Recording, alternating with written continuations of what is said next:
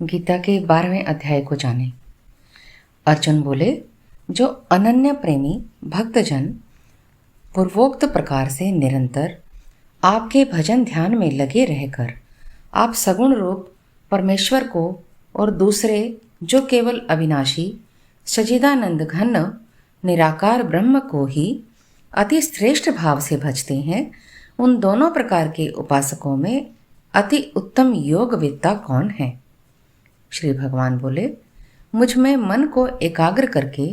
निरंतर मेरे भजन ध्यान में लगे हुए जो भक्तजन अतिशय श्रेष्ठ श्रद्धा से युक्त होकर मुझ सगुण रूप परमेश्वर को भजते हैं,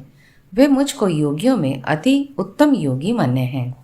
परंतु जो पुरुष इंद्रियों के समुदाय को भली प्रकार वश में करके मन बुद्धि से परे सर्वव्यापी अकथनीय स्वरूप और सदा एक रस रहने वाले नित्य अचल निराकार अविनाशी सच्चिदानंद घन ब्रह्म को निरंतर एक ही भाव से ध्यान करते हुए भजते हैं, वे संपूर्ण भूतों के हित में रत और सब में समान भाव वाले योगी मुझको ही प्राप्त होते हैं। उन सच्चिदानंद घन निराकार ब्रह्म में आसक्त चित्त वाले पुरुषों के साधन में परिश्रम विशेष है, क्योंकि देहाभिमानियों के द्वारा अव्यक्त विषयक गति दुखपूर्वक प्राप्त की जाती है। परंतु जो मेरे परायण रहने वाले भक्तजन संपूर्ण कर्मों को मुझ में अर्पण करके मुझ सगुण रूप परमेश्वर को ही अनन्य भक्तियों से निरंतर चिंतन करते हुए भजते हैं, हे अर्जुन, उन मुझ में चित्त लगाने वाले प्रेमी भक्तों का मैं शीघ्र ही मृत्यु रूप संसार समुद्र से उद्धार करने वाला होता हूँ। मर्म को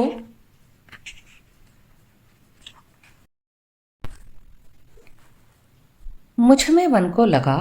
और मुझ में ही बुद्धि को लगा, इसके उपरांत तू मुझ में ही निवास करेगा,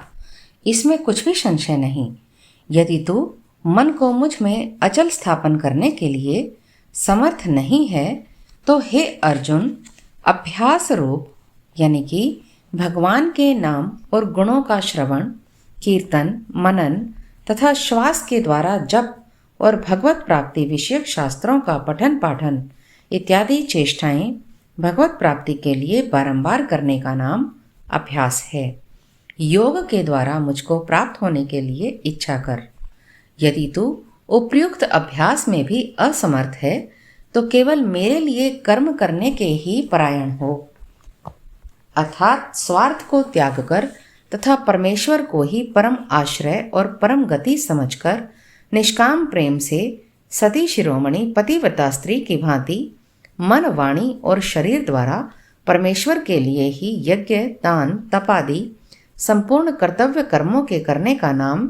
भगवत अर्थ कर्म करने के परायण होना है। इस प्रकार तू हो जा। इस प्रकार मेरे निमित्त कर्मों को करता हुआ भी मेरी प्राप्ति रूप सिद्धि को ही प्राप्त होगा। यदि मेरी प्राप्ति रूप योग के आश्रित होकर उपयुक्त साधन को करने में भी तू असमर्थ है तो मन, बुद्धि आदि पर विजय प्राप्त करने वाला होकर सब कर्मों के फल को त्याग कर मर्म को न जानकर किए हुए अभ्यास से ज्ञान श्रेष्ठ है। ज्ञान से मुझे परमेश्वर के स्वरूप का ध्यान श्रेष्ठ है और ध्यान से भी सब कर्मों के फल का त्याग श्रेष्ठ है, क्योंकि त्याग से तत्काल ही परम शांति होती है। जो पुरुष सब भूतों में द्वेष भाव से रहित, स्वार्थ रहित, सबका प्रेमी और हेतु रहित दयालु है तथा ममता से रहित, अहंकार से रहित, सुख दुखों की प्राप्ति में सम और क्षमावान है, अर्थात अपराध करने वाले को भी अभय देने वाला है, तथा जो योगी निरंतर संतुष्ट है,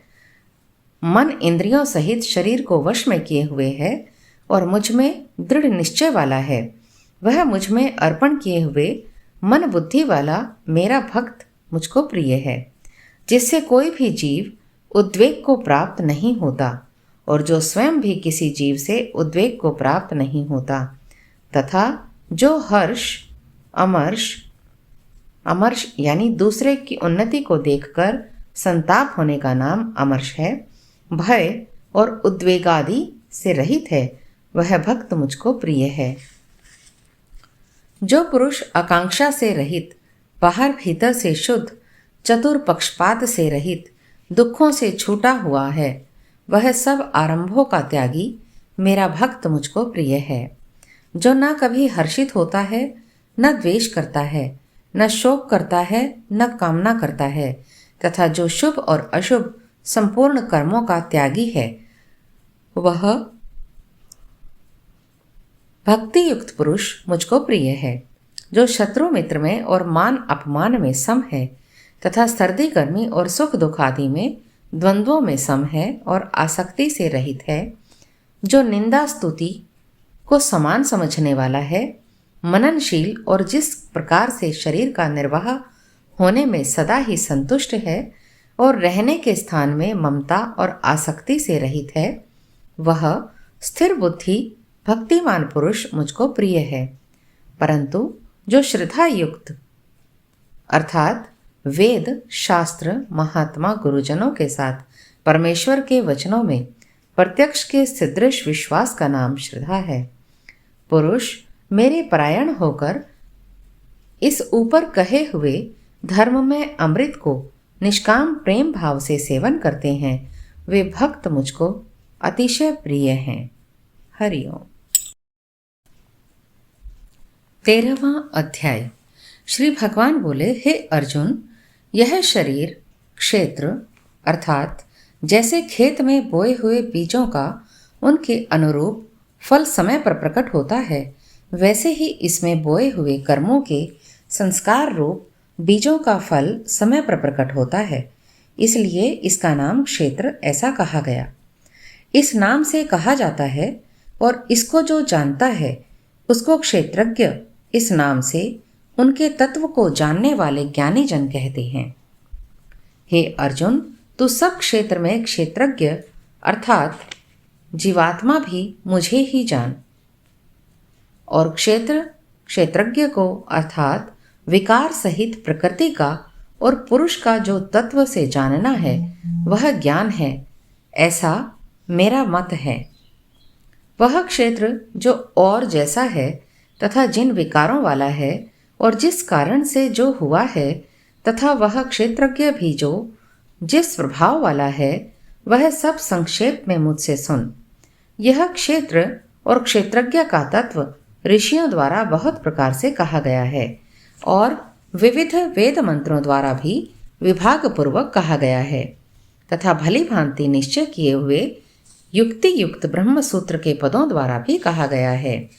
5 महाभूत, अहंकार, बुद्धि और मूल प्रकृति भी, तथा 10 इंद्रियां, 1 मन और 5 इंद्रियों के विषय अर्थात शब्द, स्पर्श, रूप, रस और गंध, तथा इच्छा, द्वेष, सुख, दुख, स्थूल देह का पिंड, चेतना और धृति, चेतना अर्थात शरीर और अंतःकरण की एक प्रकार की चेतन शक्ति। इस प्रकार विकारी के सहित यह क्षेत्र संक्षेप में कहा गया है। श्रेष्ठता के अभिमान का अभाव, दंभाचरण का अभाव, किसी भी प्राणी को किसी प्रकार भी न सताना, क्षमा भाव, मन वाणी आदि की सरलता, श्रद्धा भक्ति सहित गुरु की सेवा, बाहर भीतर की शुद्धि अर्थात सत्यता पूर्वक शुद्ध व्यवहार से द्रव्य की और उसके अन्न से आहार की और यथा योग्य बर्ताव से आचरणों की और जल मृतिकादि से शरीर की शुद्धि को बाहर की शुद्धि कहते हैं, तथा राग द्वेष और कपट आदि विकारों का नाश होकर अंतःकरण का स्वच्छ हो जाना भीतर की शुद्धि कही जाती है। अंतःकरण की स्थिरता और मन इंद्रियों सहित शरीर का निग्रह। इस लोक और परलोक के संपूर्ण भोगों में आसक्ति का अभाव और अहंकार का भी अभाव। जन्म मृत्यु जरा और रोग आदि में दुख और दोषों का बार बार विचार करना, पुत्र स्त्री घर और धन आदि में आसक्ति का अभाव, ममता का न होना और प्रिय और अप्रिय की प्राप्ति में सदा ही चित्त का सम रहना, मुझ परमेश्वर में अनन्य योग के द्वारा अव्याभिचारिणी भक्ति अर्थात केवल एक सर्वशक्तिमान परमेश्वर को ही अपना स्वामी मानते हुए स्वार्थ और अभिमान का त्याग स्वभाव और विषयासक्त मनुष्यों के समुदाय में प्रेम का न होना तथा एकांत और शुद्ध देश में रहने का स्वभाव और विषयासक्त मनुष्यों के समुदाय में प्रेम का न होना। अध्यात्म ज्ञान में अर्थात जिस ज्ञान के द्वारा आत्म वस्तु और अनात्म वस्तु जानी जाए उस ज्ञान का नाम अध्यात्म ज्ञान है। नित्य स्थिति और तत्व ज्ञान के अर्थ रूप परमात्मा को ही देखना, यह सब ज्ञान है और जो इससे विपरीत है वह अज्ञान है, ऐसा कहा गया है। जो जानने योग्य तथा जिसको जानकर मनुष्य परमानंद को प्राप्त होता है उसको भली भांति कहूँगा। वह अनादि वाला पर ब्रह्म न सत्य ही कहा जाता है न असत्य ही। वह सब और हाथ पैर वाला, सब और नेत्र सिर और मुख वाला तथा सब और कान वाला है, क्योंकि वह संसार में सबको व्याप्त करके स्थित है। आकाश जिस प्रकार वायु, अग्नि, जल और पृथ्वी का कारण रूप होने से उनको व्याप्त करके स्थित है, वैसे ही परमात्मा भी सबका कारण रूप होने से संपूर्ण चराचर जगत को व्याप्त करके स्थित है। वह संपूर्ण इंद्रियों के विषयों को जानने वाला है, परंतु वास्तव में सब इंद्रियों से रहित है तथा आसक्ति रहित होने पर भी सबका धारण पोषण करने वाला और निर्गुण होने पर भी गुणों को भोगने वाला है। वह चराचर सब भूतों के बाहर भीतर परिपूर्ण है और चर अचर भी वही है, और वह सूक्ष्म होने से अविज्ञेय अर्थात जैसे सूर्य की किरणों में स्थित हुआ जल सूक्ष्म होने से साधारण मनुष्य के जानने में नहीं आता, वैसे ही सर्वव्यापी परमात्मा भी सूक्ष्म होने से साधारण मनुष्यों के जानने में नहीं आता तथा अति समीप में और दूर में वही स्थित है। वह परमात्मा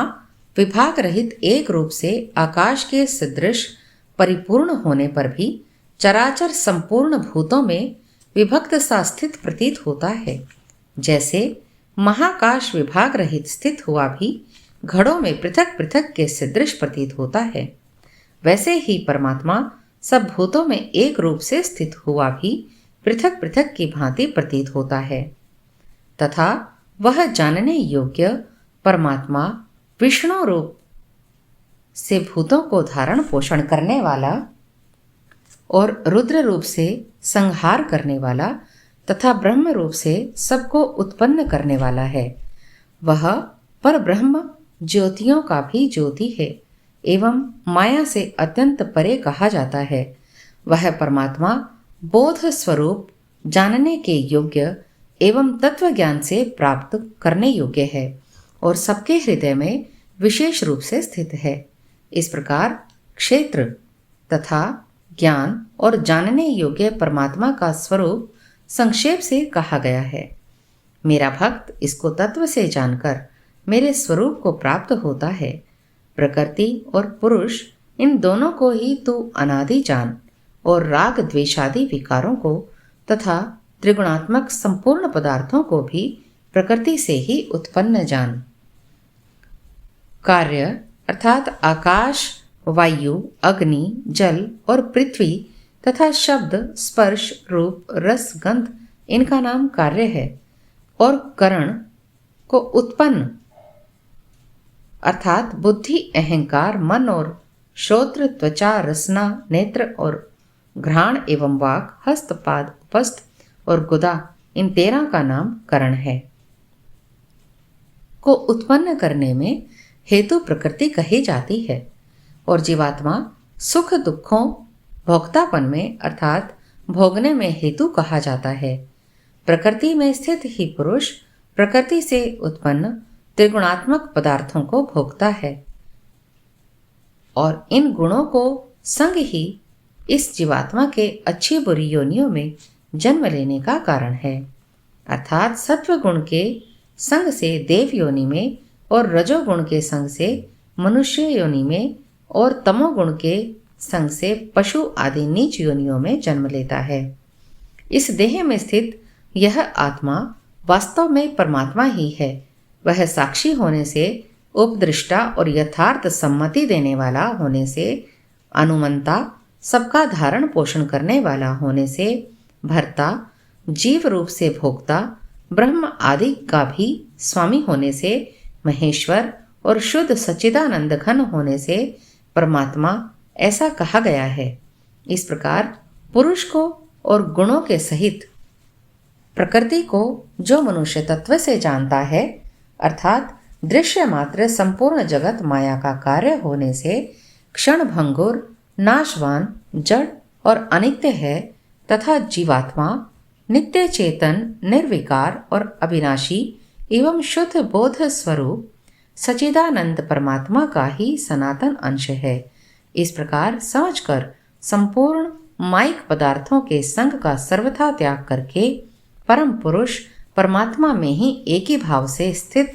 नित्य स्थित रहने का नाम उनको तत्व से जाना गया है। यह सब प्रकार से कर्तव्य कर्म करता हुआ भी फिर नहीं जन्मता। उस परमात्मा को कितने ही मनुष्य तो शुद्ध हुई सूक्ष्म बुद्धि से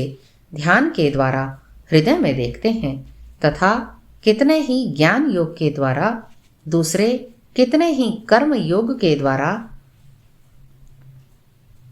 देखते हैं अर्थात प्राप्त करते हैं, परंतु इनसे दूसरे अर्थात जो मंद बुद्धि वाले पुरुष हैं वे इस प्रकार न जानते हुए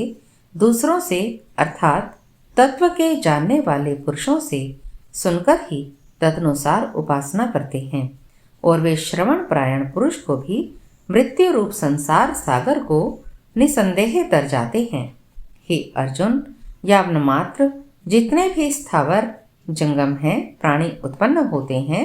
उन सब को तू क्षेत्र और क्षेत्रज्ञ के संयोग से ही उत्पन्न जान।